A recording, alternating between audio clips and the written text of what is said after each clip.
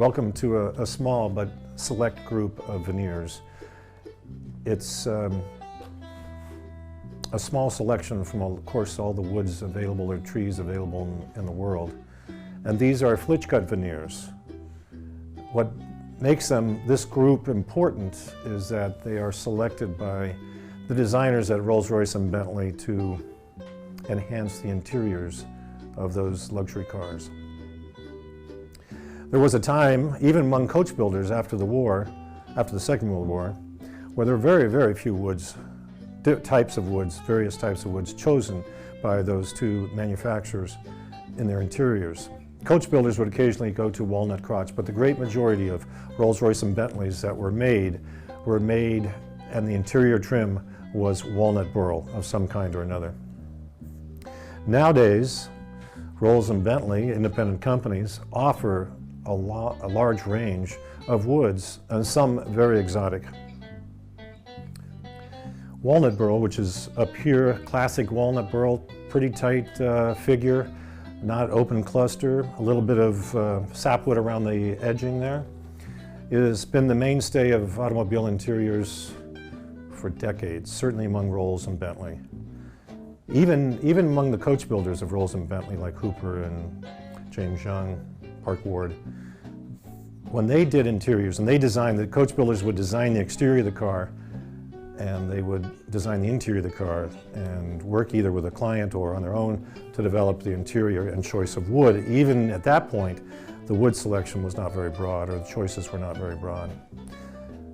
And the factory-built Rolls and Bentleys from the post-war era on until about 2002 were virtually all walnut burl, in different colors and different shades and different grain and patterns, and a gorgeous wood.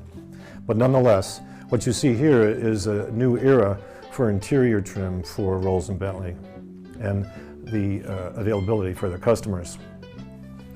Over here is a Vivona. Well, let me go back a little bit. You see what are consecutive leaves of veneer from a bundle of this walnut burl.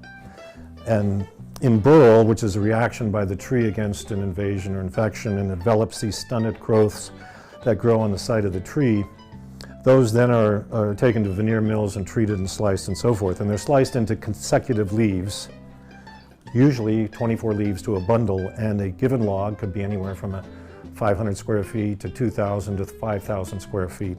And there would be multiple bundles, dozens and dozens of bundles within each log. And some of them small and tight, some of them large, some of them with fantastic figure, and others with plainer figure. And they would be selected at the cut to be one bundle, a second bundle, a third bundle. And within that bundle, each bundle would be approximately 24 leaves of virtually identical pieces of veneer. This wood over here, a Vivona, also known as redwood burl, is used by Bentley, and it's also known as redwood burl. Beautiful, obviously high contrast of grain and color to the walnut burl and some of these others. Claro walnut burl, domestic California burl, in a variegated figure. That is, there's a high concentration of sapwood, this beautiful tawny background, and then heavy concentration of darker heartwood, which gives you an instant contrast between the two. This grouping of Claro walnut burl is splayed out so that you can see that effectively almost all of these, as they go from 1 to 2 to 3 to 4, these veneers the sheets are virtually identical. And before we unbundle the veneers when they arrive, we label them, or actually just after we unbundle them, we label them and number them with numbers starting at 1 and running through the end of the bundle, which is, as I said, normally 24 leaves. And this 18 would indicate an 18, this was number 18 in a sequence. That way we have adjacent veneer leaves when we want to create a book match, which is a common design feature of Rolls-Royce and Bentley for picnic tables, doors, door caps, stashes, console pieces, where they'll take consecutive leaves and open them like a book and create an interesting symmetry left and right down a middle seam. This is chestnut burl, and chestnut burl is used by Bentley, and we've made numerous wheels in chestnut burl, also used by Mercedes back in the late 90s for an SL. Ash burl used, I believe, by both Rolls and Bentley. and used by other manufacturers currently as a background for a charcoal color. Audi uses that in some of their cars. Over here is Madrone, a California burl, big sheets, nice grain, low contrast.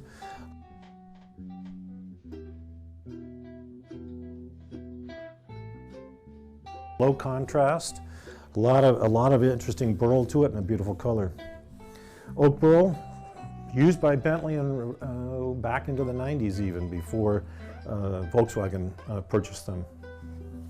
Olive ash has become popular, quite popular, and I believe Bentley introduced that about 2005 or so. We built a custom steering wheel for a private individual out of Louisiana who purchased the car in Texas, and we were able to get the dealership to contact Bentley and get us sleeves of veneer from the car, or that were from bundle that was used in the car to make his full all-wood burl steering wheel. Carpathian elm or elm cluster burl, cluster being lower density and more open. This varies terrifically in color and concentration of grain as a species, as they all do. Bird's eye maple, popular in furniture and architectural interiors. A straight grain wood with and the preferred will be a lighter color and a denser eye, and bigger sheets if you can get it. When we make a bird's eye maple steering wheel, though, we do not use veneer. We steam bend the wood and make it out of solid lumber.